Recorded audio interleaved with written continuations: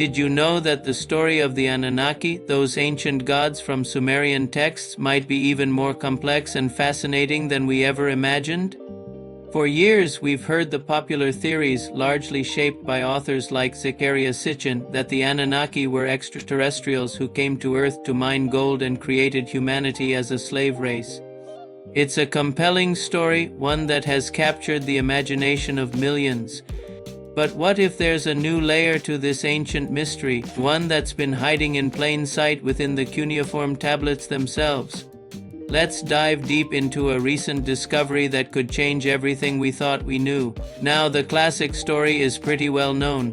A group of beings from a supposed 12th planet, Nibiru, arrive on Earth hundreds of thousands of years ago. They needed gold to repair their planet's atmosphere. The work was too hard for their own kind, the Ejojai, who eventually rebelled.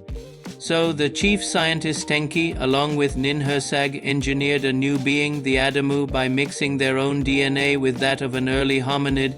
This new being, Homo sapiens, was created to be the perfect worker, toiling in the mines of southern Africa. This narrative has been the bedrock of ancient astronaut theories for decades, but here's where it gets interesting. Recent, more nuanced translations and cross-references of Sumerian, Akkadian, and Babylonian texts are painting a very different picture.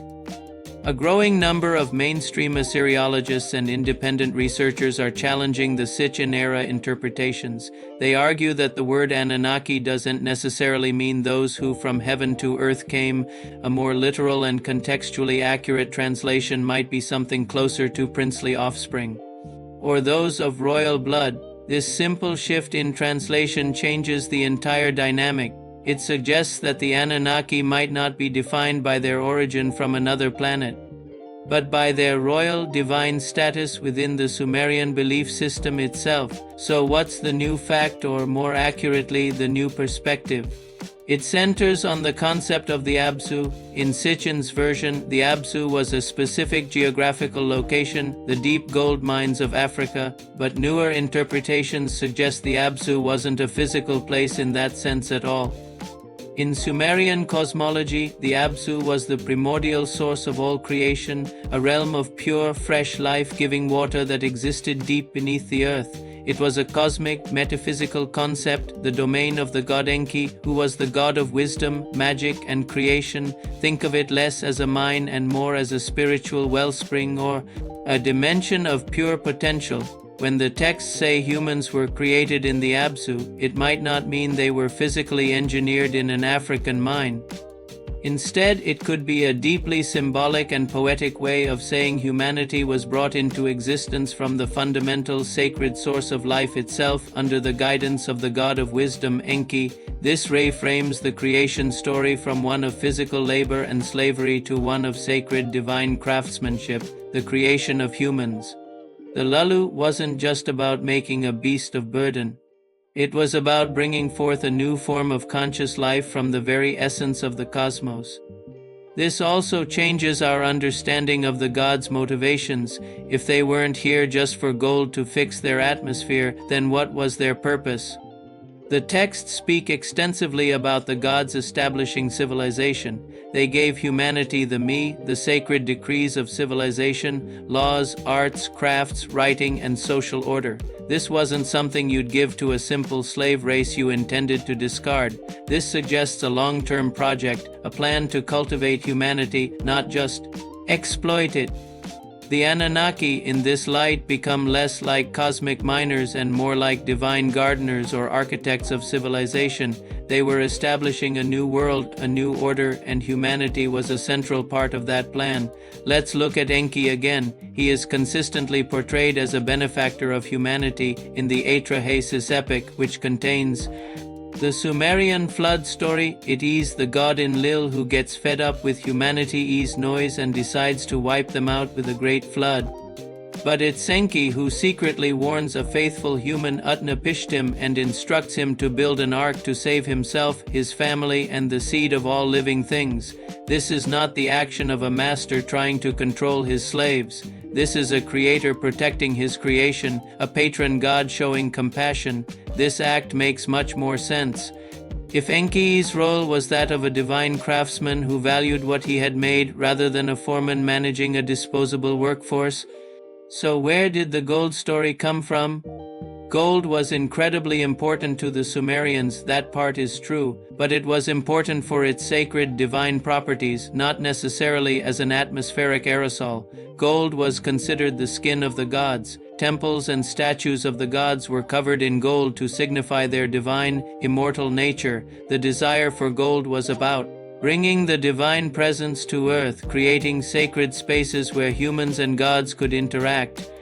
It was a religious and symbolic need, not an industrial one, so when the texts talk about mining, it could be in the context of acquiring this sacred material to build and adorn the homes of the gods on earth, the temples of ancient Mesopotamia. This new interpretation doesn't necessarily disprove the idea of ancient visitations, who the Anunnaki were whether metaphysical gods, deified ancestors, or indeed beings from elsewhere is still a profound mystery.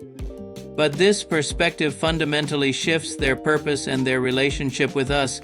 It elevates the story from a tale of cosmic exploitation to a much grander, more spiritual epic. It suggests that the ancient Sumerians saw their origins as sacred, a direct result of divine will and wisdom, not as a byproduct of an alien mining operation. Humanity wasn't an accident or a tool. We were the pinnacle of a divine creation project, gifted with civilization and saved from destruction by our own creator. What this does is bridge the gap between the ancient astronaut theory and traditional mythology. It allows us to see the Sumerian stories not as a literal historical account of extraterrestrial engineering, but as a rich, complex, and symbolic narrative about the nature of gods, humanity, and creation itself. The texts are not simple instruction manuals.